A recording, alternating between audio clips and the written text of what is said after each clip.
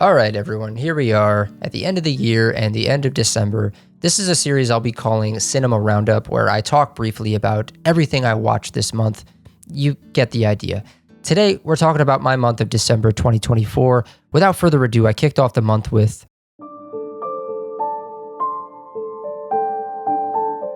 I started off the month watching Blitz by Steve McQueen, starring Saoirse Ronan. The general consensus seems to be that McQueen has made better films and that this one hasn't lived up to the expectations. And I have to agree. McQueen is a filmmaker I've admired since Hunger and 12 Years a Slave. He's one of the most compelling voices in cinema today, so seeing a film that felt somewhat paint by numbers was a letdown. That said, being the charitable man I am, I still found Blitz enjoyable. There were several key moments that carried McQueen's signature, disturbing intensity, the kind he's known for. While it's far from his best, films about World War II automatically get some brownie points in my book. This one had just enough heart, emotion, and depth to complement the spectacle, making it a worthwhile watch overall.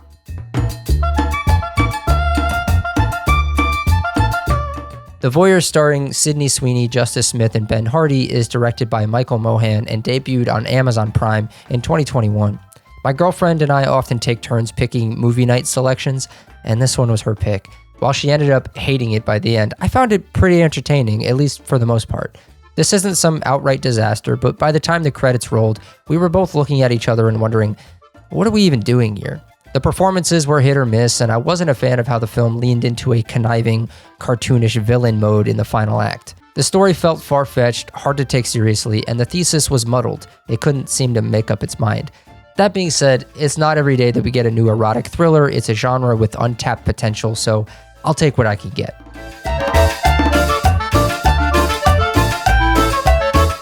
Although this review coincides with the release of my upcoming podcast episode, I couldn't resist revisiting Willy Wonka and the Chocolate Factory. A friend of mine, Connor, joined me to discuss it on the podcast. It's one of his favorite films. Rewatching this classic after 15 or 16 years, I fell in love with it all over again.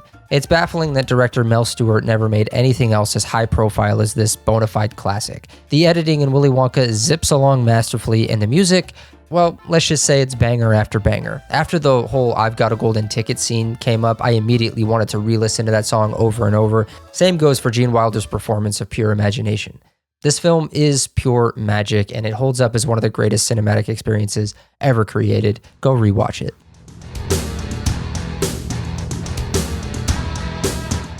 This was a film that had been on my watch list for quite some time, and on a first viewing, I have to say, what a masterpiece. The cinematography by Conrad Hall is stunning, and the performances are exceptional across the board. It was refreshing to see Tom Hanks play against type in a role that suited him very well.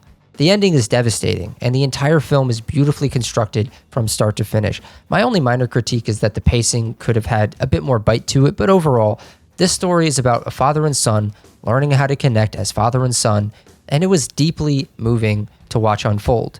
When Tom Hanks' character asks Michael, his son, what subjects he likes in school, it could have brought a tear to my eye. These two, despite everything, find moments of genuine connection amidst the chaos of being on the run from the mob. It's heartfelt stuff buried beneath the framework of a crime gangster film, a truly remarkable experience.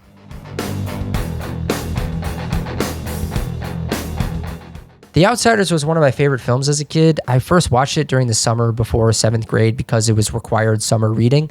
On a rewatch as an adult, though, it didn't quite hit the same. While the film remains a valuable piece of storytelling, teaching young viewers that the world isn't black and white and to hold on to their innocence, I found it harder to connect with this time around. The performances are decent, but the script often feels one-dimensional, with characters explicitly saying what they mean again and again. Granted, this might have been a deliberate choice given the adolescent target audience, but it rubs me the wrong way. That said, there's still a part of me that will always love this film, or at least the memory of it. I remember it having a profound impact on me as a kid, even if I couldn't articulate why at the time. Now I can better articulate it, but I find the message outweighs the medium. There's also an amateurish quality to the film. I swear to God, I thought this was made before Apocalypse Now and The Godfather. It gives it a scrappy, melodramatic charm. It doesn't feel like it's from the same voice that made some of the greatest hits of the 1970s, but maybe that's okay. Despite its flaws, it's a profoundly important story and film to me, and it always will be. Who knows, maybe in 15 years I'll look back on this review and realize what a chump I was for being so critical.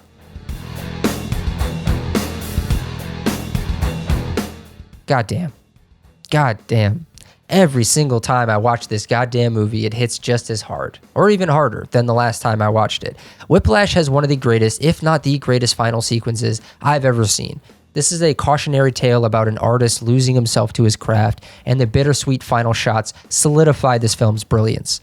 Every single artist I know relates to Andrew on some level, and every single one of them fucking hates Fletcher, played brilliantly by J.K. Simmons, but also understands him. Some might even secretly wish they had their own Fletcher pushing them to the brink.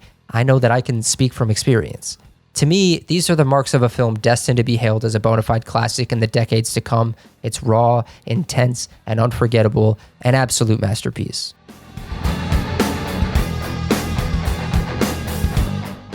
This was my first time watching Top Gun, and I'll be clear why I finally got around to watching it in a minute. Seeing it after Top Gun Maverick was an interesting experience. It's a fun dose of high-octane 80s action, complete with over-the-top characters and iconic moments. Goose's death hit me a lot harder than I expected, even knowing it was coming.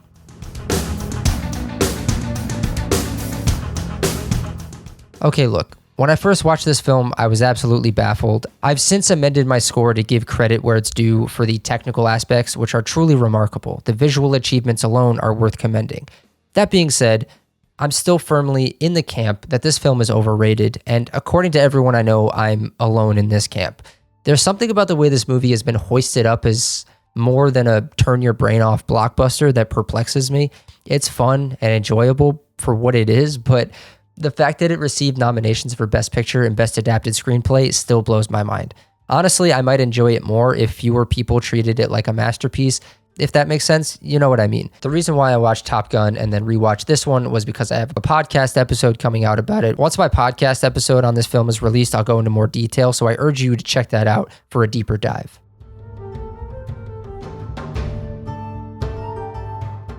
I rewatched Challengers with my girlfriend Harley since it was my turn to pick the movie for movie night, and watching this at home doesn't do this film justice. If you didn't see this in a theater and feel Trent Reznor and Atticus Ross's thumping score reverberate through your entire body, I'm sad to say you missed out. On home viewing, the immediacy of the film feels slightly diminished. Not that it's not there, but context is key for a film like this. Trying to chase two cats batting around Christmas ornaments definitely pulls you out of the whirlwind of this thruple sports melodrama, which, to be fair, is a bit of a reductionist way to describe this film. That being said, this movie rips, the performances are fantastic, and goddamn my heart was pounding for the final 20 minutes.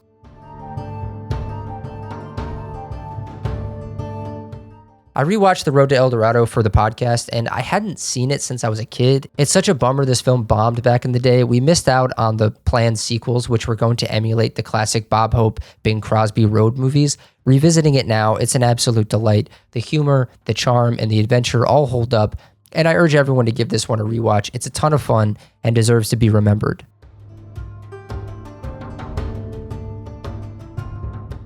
I was not prepared for this. I went in as a general fan of Nan Goldin, recognizing her as a significant figure in 20th century New York photography and art, but I had no idea how multifaceted this film would be. Its focus on Nan Goldin's fight to hold the Sackler family accountable for the opioid crisis is staggering. And I'll be real with you, I found myself choking up multiple times, both from the sheer sadness of the crisis and the moments of triumph when the activists scored a win. Those victories felt like wins for humanity, and as a member of said humanity, I'm deeply grateful for their efforts. The documentary structure is masterful, seamlessly weaving together Nan Goldin's personal history, her rise to fame, the AIDS crisis, and the campaign against the Sacklers. It's impeccably done. The film had me locked in from early on, and I was invested every step of the way. I cannot believe I waited so long to watch this. Don't be like me. Go watch this immediately.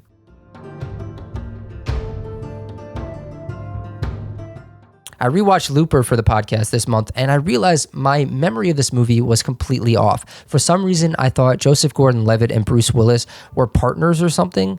Well, it turns out they are not. That said, I love this movie. The scene where Sid points to the bad guy on the stairs and asks JGL if he should shoot him is one of the funniest things I've seen in years. What an excellent child performance. This high-octane, high-concept sci-fi thriller is the kind of film I wish we saw more of these days. It's clever, intense, and packed with heart.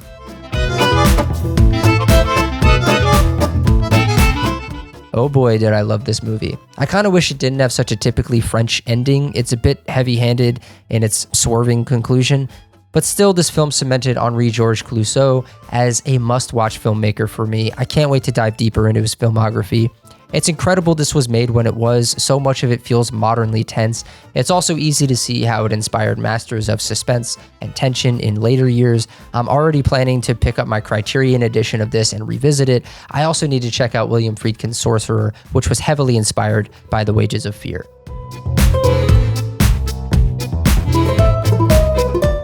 It's been a Tom Cruise heavy month for me, and damn, these Mission Impossible films are just a blast. This one doesn't slow down once it gets going, and I am here for it. The cliffhanger ending has me eagerly anticipating the next installment. I cannot wait to see how Ethan Hunt gets out of this mess. The Mission Impossible franchise has become a slightly elevated Fast and Furious series, and I think we could all agree that that's a good thing.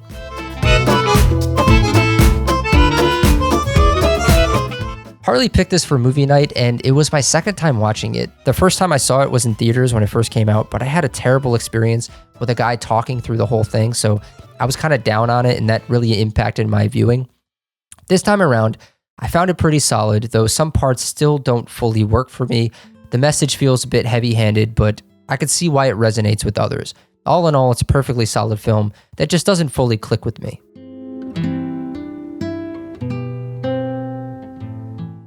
I rewatched The Gambler after listening to the Rewatchables podcast with Bill Simmons, and what a strange little movie this is.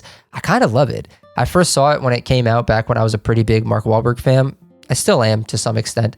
This film has some incredible sequences, but it's oddly flatlined overall. There's hardly any rising action or genuinely heart-pounding stakes. It's like if Uncut Gems had taken Lexapro. The film is sleepy, wandering, and meandering in a way that's reminiscent of smaller 70s films in the same genre. It's like a less comedic, more existential California Split. Interestingly enough, it's easier to describe The Gambler by pointing out what it isn't. That being said, the performances are great, and call me crazy, but I think Wahlberg does some of his best work here. I wish he'd take more ambitious, riskier roles like this. This is one of those movies that's oddly forgettable on a macro level. The basic plot has already evaporated from my mind, but I could vividly recall many individual moments. An underappreciated aspect of this film is the aesthetic and vibe. It maintains a specific mood throughout that's both immersive and disorienting. Part of me wants to stay in it, and the other part wonders how I ended up here in the first place.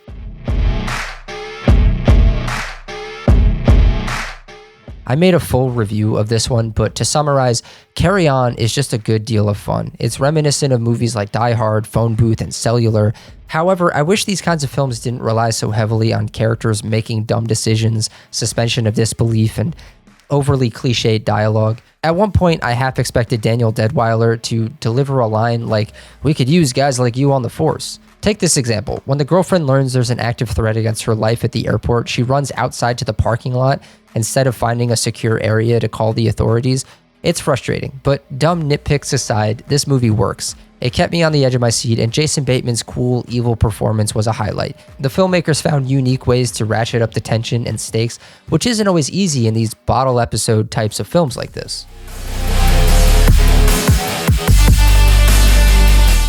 In preparation for Robert Eggers' Nosferatu, I decided to watch Werner Herzog's Nosferatu the Vampire. It's not exactly my tempo, but it's still admirable. I wish it had more energy and wasn't so sluggish, though I'm chalking some of that up to my millennial brain-rotted sensibilities. Or maybe the film is just kind of boring. Likely it's somewhere in between. Even so, this feels like required viewing before diving into Eggers' version, so I'm glad I checked it out.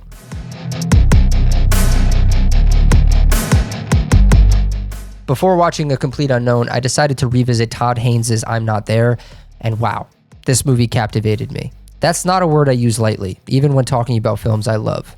Initially, I wasn't sure the fragmented storytelling would work for me, but 15 to 20 minutes in, I was fully locked in. I could have watched an entire feature-length film for each of the individual storylines.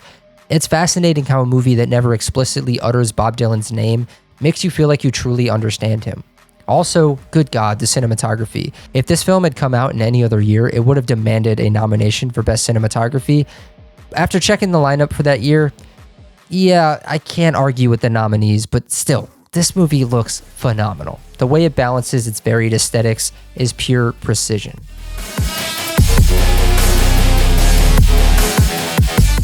This film hit me far harder than I expected.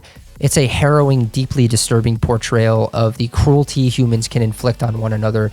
The imagery is so effective and at times so raw that I found myself wondering if I was watching a documentary. Did they just decide to shoot a major motion picture in the middle of war-torn Cambodia? The scale of the film was surprising, as was its division into two halves. Dith Pran's time with the American journalist and his desperate escape from the Khmer Rouge regime. Hang S. Noor's performance is a revelation, fearless, visceral, and unforgettable. There's a raw, immersive quality to his acting that reminded me of Leonardo DiCaprio in The Revenant. The way he wades through the murky waters or stumbles across a dam of human remains is both haunting and electrifying. Noor absolutely deserved the Oscar, yet his work here is rarely discussed, which feels like a disservice. The supporting cast is fantastic too. John Malkovich's scene developing the photograph for Dith's fake passport is incredibly tense and heartbreaking.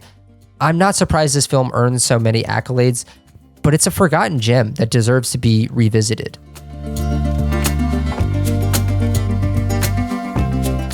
Calling Francis Ford Coppola's films ambitious might feel like a cliche, but it's hard to avoid here. This film is a visual feast. The costumes, set design, cinematography, and overall production are all breathtaking. That being said, Keanu Reeves and Winona Ryder are famously miscast, and yeah, it's rough at times. Still, Anthony Hopkins as Van Helsing is a delight. The film stands out as a bold, sensual exploration of the more erotic side of the Dracula mythos. It's a memorable watch, even if its lasting impression leans more on the aesthetics than the storytelling. Also, it feels like essential prep for Robert Eggers' Nosferatu, which, speaking of,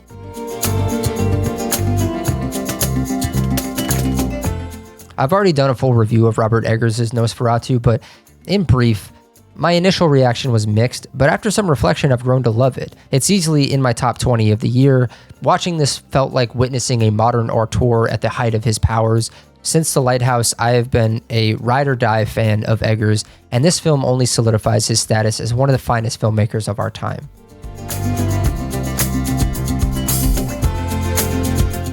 I also reviewed A Complete Unknown in detail elsewhere, but let me just say, this film made me want to make Bob Dylan my entire personality. It's incredibly pandering to my tastes, and I absolutely love it. For a deeper dive, check out my full review.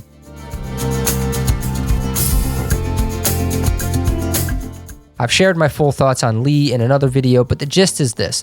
The film takes a bit of time to find its rhythm, but once it does, it hits hard. Lee Miller's story is fascinating, particularly because her iconic photographs were almost lost to time. Kate Winslet delivers a remarkable performance that anchors this film beautifully. Go check out my full review.